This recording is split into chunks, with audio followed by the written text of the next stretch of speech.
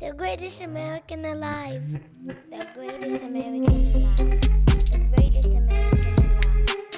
The greatest American alive. The greatest American alive. Project Daddy in the motherfucking building. Hands up to the goddamn ceiling. The greatest American alive. You, not me. I'm a piece of shit. You're the greatest American alive. You hear me?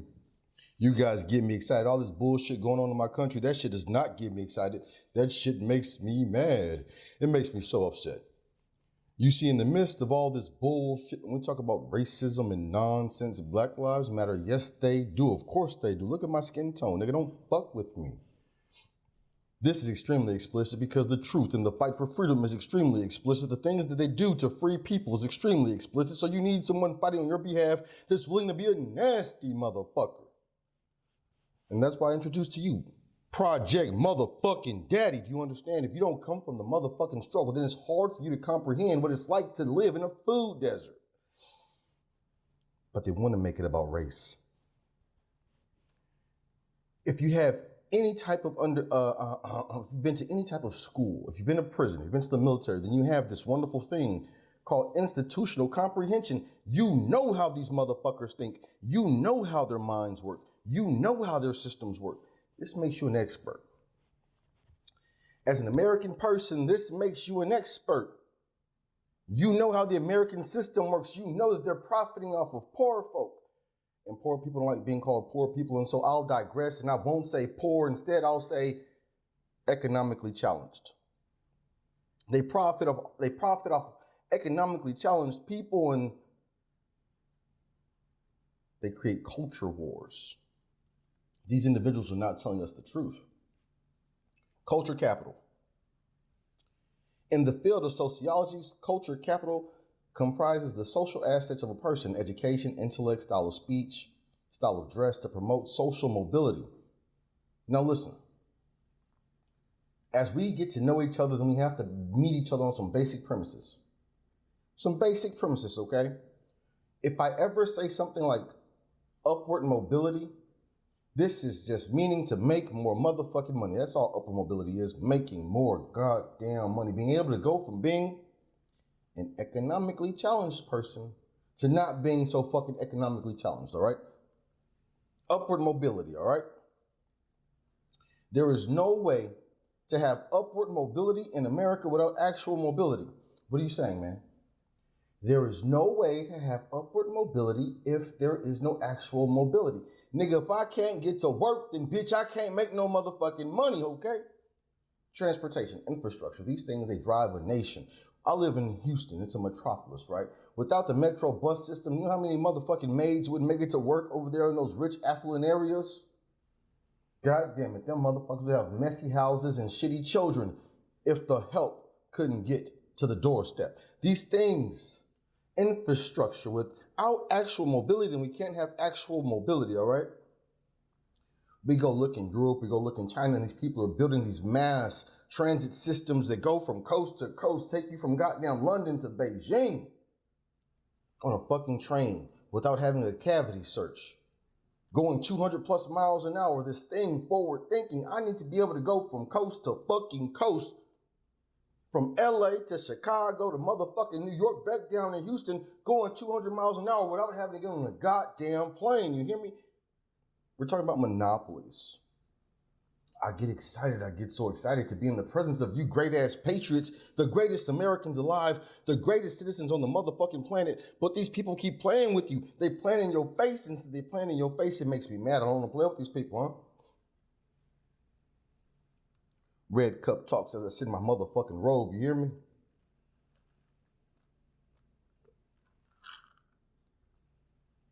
I want to get dressed for you, I do, goddammit, but I can't afford no motherfucking clothes. In a capitalist nation, there are only two things that matter in a capitalist nation. Nigga, fuck all your Democratic Party, fuck the Republican Party, fuck the Independent Party. There are two things that matter in a capitalist nation. Are you fucking listening to me?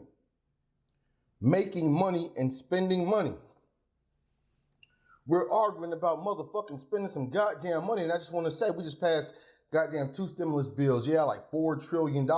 And I'm like, Jerry Maguire, I want to show me the motherfucking money. I need to see a receipt. I need someone to explain to me how the fuck we spent $4 trillion and people are still poor. Explain this motherfucking narrative to me. The American people want to know. The greatest Americans alive, they want to understand. How is this possible? How is this plausible? How in the fuck you can eradicate homelessness with $4 trillion, but niggas is still standing in motherfucking food lines right now? I get excited.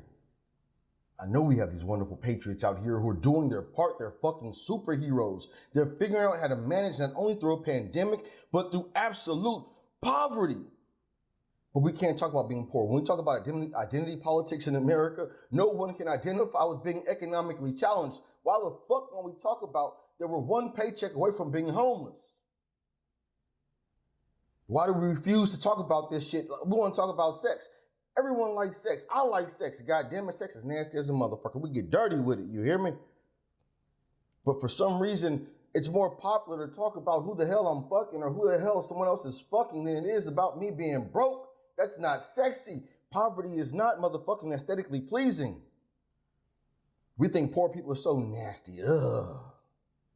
Do better, motherfucker. Now they're always telling a poor person, an economically challenged person to do better as if they don't acknowledge the fact. They say, oh man, we ain't gonna blame the fact that you work at Walmart on Walmart. We're gonna blame it on you. This motherfucking company hires more American citizens in the private sector than any other company, and they make sure that they're dead goddamn broke. And somehow it's great to be a billionaire, and you poor motherfucker, should have done better. You should have went to a better school. They talk down on you, America. And when they talk down on you, it makes me angry. They say you should have went to school. Right now, America has over $1 trillion in student loan debt. Huh? That means a whole lot of Americans went to school and a whole lot of Americans didn't finish and a whole lot of Americans still owe money for the education they did receive. 60% of the American population does not have a college degree. They're playing in your face, talking shit to the American population, to the greatest Americans alive, the greatest citizens that ever existed. They're just giving you stupid ass rhetoric.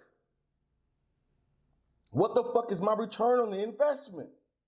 We talk about opportunity in America all goddamn day, but what is the return on the investment? We send their children from kindergarten to 12th grade. And upon completion of public school with your piece of paper, what can you do with it? Except for graduating to working at Walmart or an Amazon facility. And I'm not saying there's dignity in all work, but for some reason, these wonderful companies that make all this money do not feel like their employees have any goddamn dignity. Or at least they won't, I get excited, y'all. Or at least they will not reward the employee for their diligence and hard work in a monetary form. They won't pay you no goddamn money. And I'm saying, show me the motherfucking money. You cannot make record profits while your employees are at home starving, figuring out how they're going to get their next meal. The greatest American alive. This is the theme. This is the movement. This is going forward. Motherfucker, I wish that I could stand on my blackness.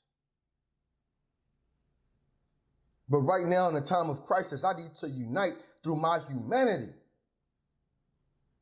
I wish having muscles and a dick made me something special, but that don't make me special when my sisters and my women partners out here are struggling just as bad as I am.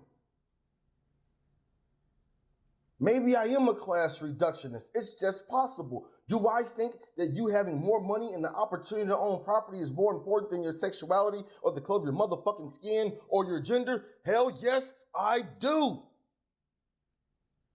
Identity. If I can't afford to be who the fuck I think I am, then goddamn, I have a problem. Are you listening? The truth is explicit. The fight for freedom is explicit. And so this content is extremely explicit because it's a nasty ass motherfucker. And sometimes the American people need a nasty motherfucker to fight on their behalf. You don't need a nigga sitting over there talking about, yes, sir, no, sir. Fuck that shit. You need somebody who's willing to squabble, someone who's been to the bottom of the institution and came back smelling like shit. saying, hey man, prison smells like shit. The public school system smells like shit. You motherfuckers want to throw money at me, but you won't ask the American person how to spend the money. Stop playing in my goddamn face. Culture capital. They want to pawn things off as if it's simply based on race. This is how they do. This is how they want to behave. It's unfortunate that they want to behave this way. They want to pit American citizen against American citizen, black against white, gay against straight, married against unmarried, goddamn poor against rich. Fuck that. Culture capital. Most Americans are culturally crippled. Culturally crippled motherfuckers, they're handicapped. They don't know nobody outside their demographic. They don't know nobody from no different socioeconomic situation. Hell no. They only deal with the folks that are in a 5-mile radius of their living, of their residence. This is who we associate with.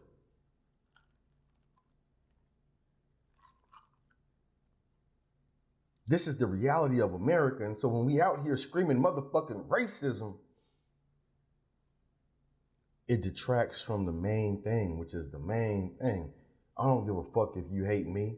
Nigga, I can hear your belly rumbling, huh? Look out, hillbilly, I can hear your goddamn belly rumbling. Over all of your Trump chants, I can hear that your stomach is motherfucking empty. I understand your language. Your woman is mad at you. Your children need new shoes. Your truck needs some goddamn gas. And it's hard out here in motherfucking America. But somehow, some way, you're holding it together. And you're looking for someone to actually hear you and to give a fuck. Well, goddamn, instead of looking for a superhero, understand that you are the superhero. And when I say hillbilly and I say nigga, if you take offense, then motherfucker take offense. Poor people. Economically challenged persons in America. You are the fabric of this motherfucker. Without you, this thing wouldn't go. When you don't move, this whole thing don't move. The world was about to go bankrupt because the American worker was at home hiding from an invisible enemy. Is COVID real? Hell yeah, COVID is real. So is starvation. So is poverty. God damn. And for all my life, I'm 35 years old, for all my life, I'm watching motherfuckers be born in poverty and die in poverty, and ain't nobody ever fucking just said we're gonna throw $4 trillion at this shit. Show me the motherfucking money, goddamn. The system will tell you exactly what you're worth. They will build an entire system based on the human American body. They don't give a fuck about your color. Work, nigga, work. When I used this terminology when I was in the military, right, I was on this boat. And in my division of like 80 folk, there was only white people in my division. And all of a sudden, one day I see 2 black faces. I'm like, oh shit. I run up to these young men and I try to give them some dap. I'm like, what's up, nigga? Motherfucker said, I'm not your nigga. He had the craziest accent in the whole entire world. I'm like, where the fuck is this person from? I'm from the PI, motherfucker. And these black Filipino individuals whose fathers were merchant marines went over there and dropped the seed, and maybe they lived there, maybe they didn't, but this is the reality. Culture capital, understanding where people are from and who they are to understand yourself more better. Listen to me. So this black Filipino individual, as we progressed, he said, what's up, my nigga? I said, hold up, homeboy. I thought you didn't say nigga, mister from the PI. You don't say nigga. And the homie broke it down. He said, white nigga, black nigga, red nigga, yellow nigga, nigga, everybody fucking nigga. And I said, God damn.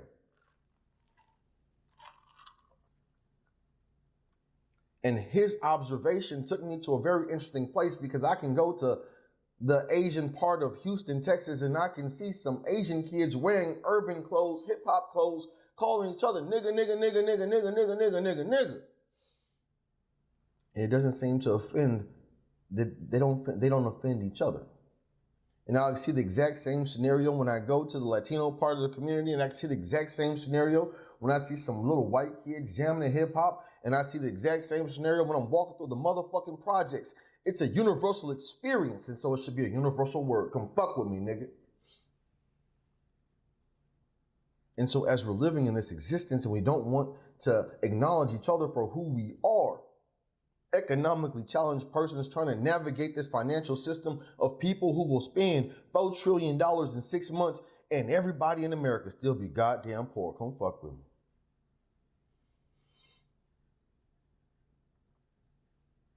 Rhetoric. These people will lie in your face and tell you that the world is ending as they spend all the goddamn money. Come here. The greatest American alive. The greatest American alive. The greatest American alive. The greatest American alive. The greatest American alive.